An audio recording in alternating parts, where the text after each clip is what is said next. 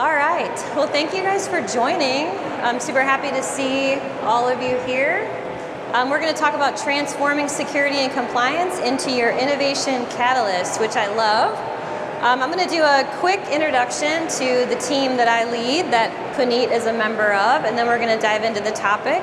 So some of you may not know that AWS has an audit entity within AWS. So the team that I lead is called AWS Security Assurance Services, LLC. We are a team of industry certified auditors. We work with customers on their side of the shared responsibility model, meaning we help customers build out scalable security compliance programs so that they can have least resistance in adopting the cloud and cloud acceleration. And so with that, we're going to get started. Like I said, we help customers on their side, on your side of the shared responsibility model. So we're not talking about compliance of the cloud, we're talking about compliance in the cloud. And so compliance in the cloud starts with, of course, your compliance requirements. Could be, you well know this if you're in a regulated environment, statutes, laws, standards, frameworks, things like PCI, ISO 27001, all of the alphabet soup, and also the over 130-ish data and privacy laws that are available globally, depending on where you're conducting business today, can lead to, as you well know, a lot of complexity.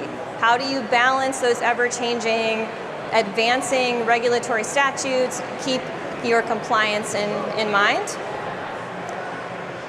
And how does that translate into the control environment? Again, you have controls that are inherited by the platform, and you also have your side of the responsibility to create that holistic control environment. The one great thing about AWS is you can leverage all of the controls that, like the physical security, the things that AWS is doing for you at that level. You also have architecture and design. So how are the services connected? How does the control environment change and evolve as those services are being used? And then what I'm really excited to talk about and do more with our customers is the engineering and the operations aspect. And so that's what we're really here to talk about, because what we want to do is enable our customers to truly leverage the power of AWS, the power of the cloud, to secure the cloud, to show compliance in the cloud. And so that is what we want to share with you today. All right, so you want to take over and swim? Yeah. Okay. All right, thank you, Jesse, for setting up the platform out here. So as we talked about, Jesse mentioned the engineering is and the operations is the key. So what we want to basically enable our customers is embedding the compliance by design within your environment. So when you look at your particular environment, you have directive controls which are governed by your control frameworks, by your regulatory requirements defined by your secure configurations.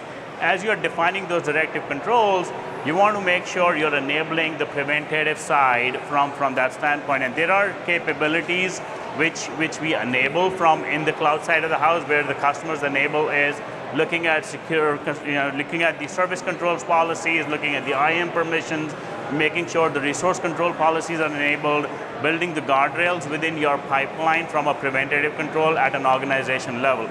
Once the preventative controls are being built, then you want to make sure that you're enabling the detective controls. Whatever is being prevented, whether it's in an audit mode or a blocking mode, you want to make sure your preventative controls are working as effective as possible. So now you introduce the detective control concept. In the detective control concept, you wanted to make sure you're enabling the config rules, whether it's using the config rules which are defined within the AWS config or creating your own custom config rules, then enabling the other detective capabilities from CloudWatch perspective, CloudTrail perspective, and from an event bridge. Now, once the detective controls are built, the next part of the journey is how do you make sure you are responding to the detections which are being done within the environment. How you are making sure that you're creating runbooks which are enabling you for remediation on the certain controls which needs to be remediated from an overall capability standpoint. So there are certain services which help from AWS Systems Manager, which gives you an automation capability to run the runbooks within the environment. Then you can create some custom Lambda functions to create function as a service to to enable the remediation or the response which is required from that standpoint. And when we talk about responsive controls, it's not just about remediation all the time. You want your security resources or security engineers or your risk engineers to respond to the alerts and take a required mitigation step they want to take. So that enables you from a notification standpoint. And at the end of the day, as you are working with various lines of defense, basically, look at the financial industry, you are part of the first line of defense or a second line of defense or a third line of defense. You want to produce the evidence which is showcasing how your whole life cycle of a compliance or a control is being built, and showcase that what am I measuring against, right? That's where the evidence generation comes into play, where we basically take into consideration all the preventative controls, detective controls, and responsive controls coming together and producing an outcome which can be further analyzed and consumed by your engineering team, by your first, second line of defense, to showcase what the trust you have built within the cloud while you're either building a net new application or a workload, or you're migrating an existing application or a workload within AWS, enabling you the compliance within the design from a directive control to evidence generation, how that whole loop closes from an overall capability standpoint. Yeah, as we go into this, so one of the aspects which we want to talk about is how do we shift left, right? We talk about DevOps, we talk about DevSecOps, we talk about pipelines, we talk about engineering capabilities, right? So as you look at your engineering component, there are different preventative aspects which needs to be built, right? So you want to make sure as you're following your DevOps model, you're building capabilities which are like embedding your compliance requirements within the plan phase, you're defining policy as code within your deployment, then you're enabling remediation automation if you're looking at the remediation component, then also doing a drift detection, making sure whatever services you have created, are they defined as per your standards or your directive controls, and managing it effectively from a drift standpoint.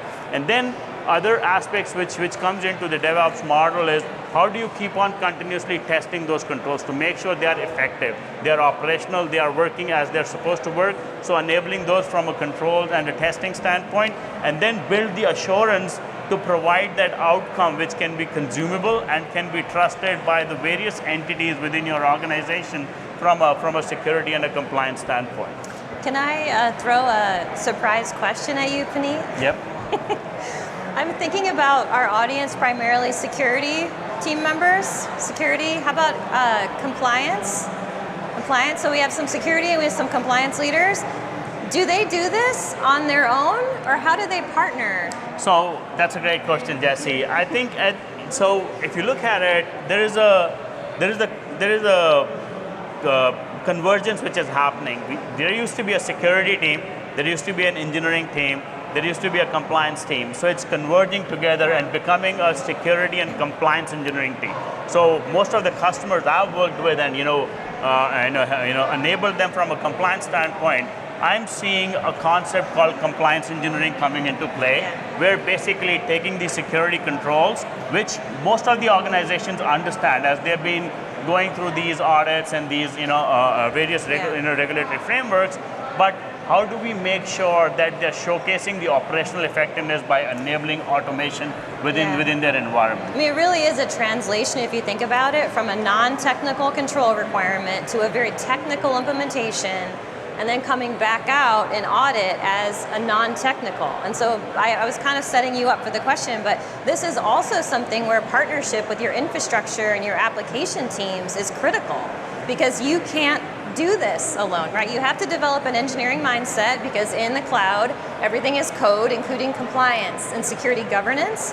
And so governance engineering is another term that I've heard. So whether you call it compliance engineering, whether you call it security engineering, the engineering aspect in a cloud environment is real, because everything is code. Everything is treated like a product, and to reach high velocity acceleration in a regulated environment where you want to go fast, but you have to stay safe, is the best partnership is with your application, with your infrastructure team, partnering with a lens of engineering as a security and a compliance leader.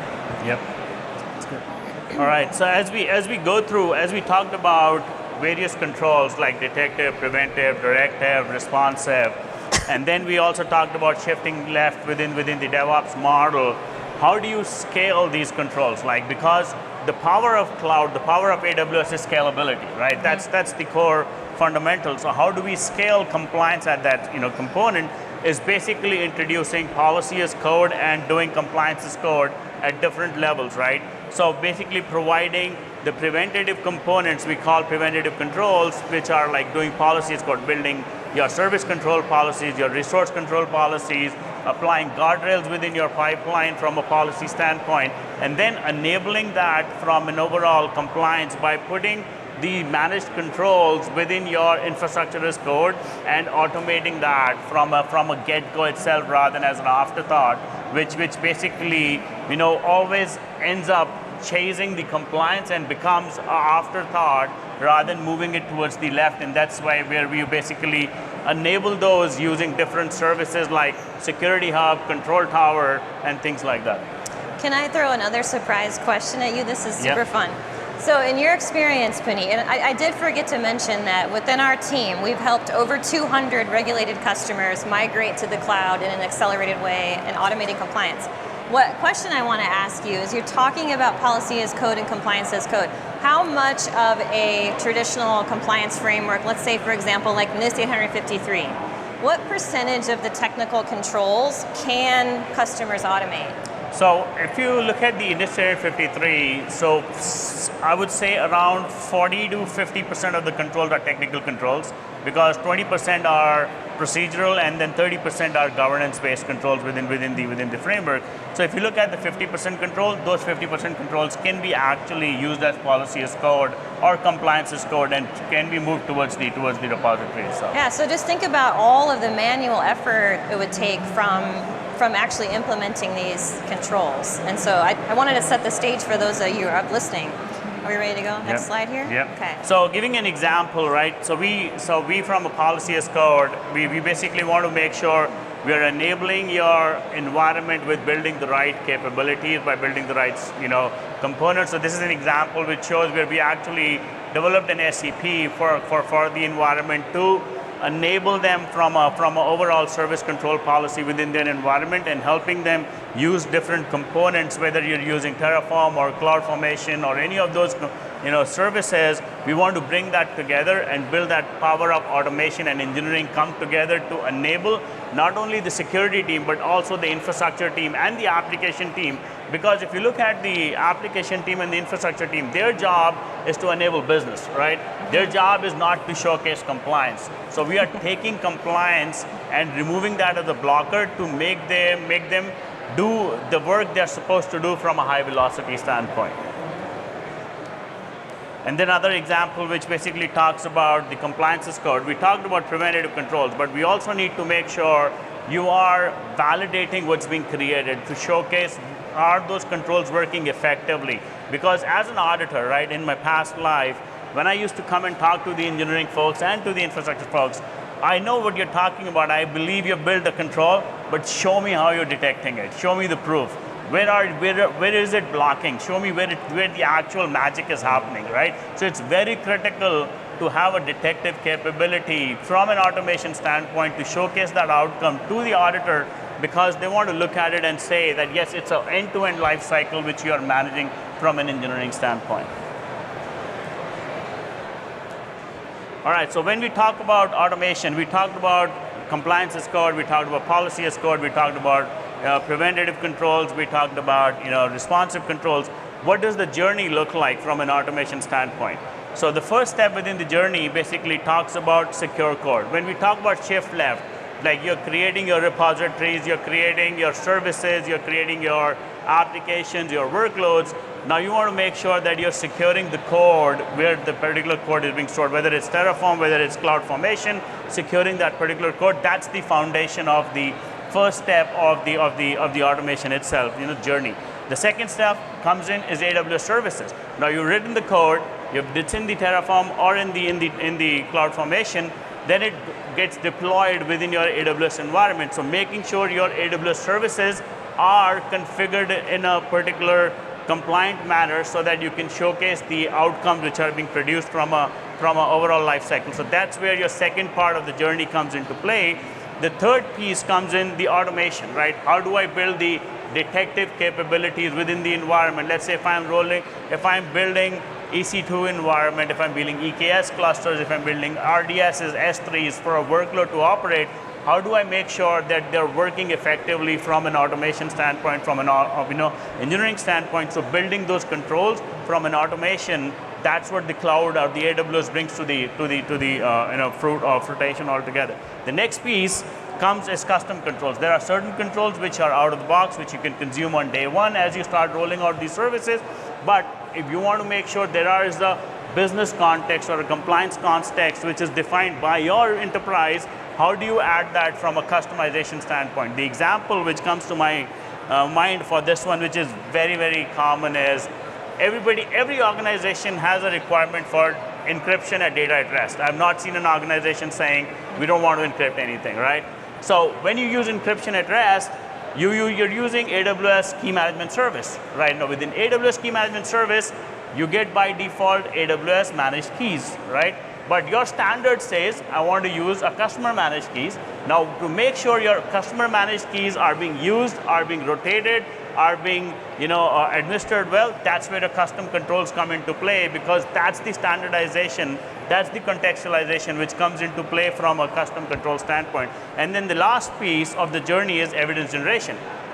Talking about bringing it to the full life cycle of saying, I have built all these controls from the code itself to the end of the custom control.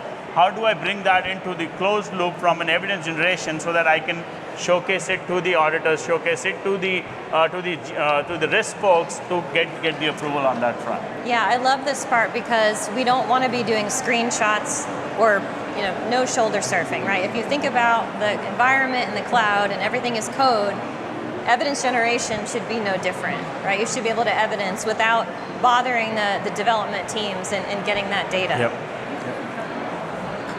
All right, over to you, Jesse. All right. Old way versus new way.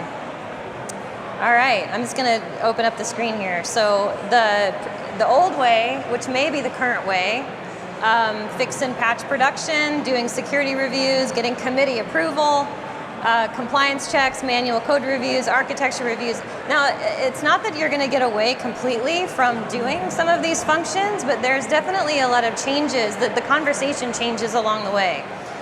You want to get to the scalable environment where you are redeploying using pipeline controls, right? Like there's nothing better than the pipeline stopping when the policy doesn't meet your requirements, right? You're preventing that code from being published to production in a different way than you had before, right? That's the power of policy as code.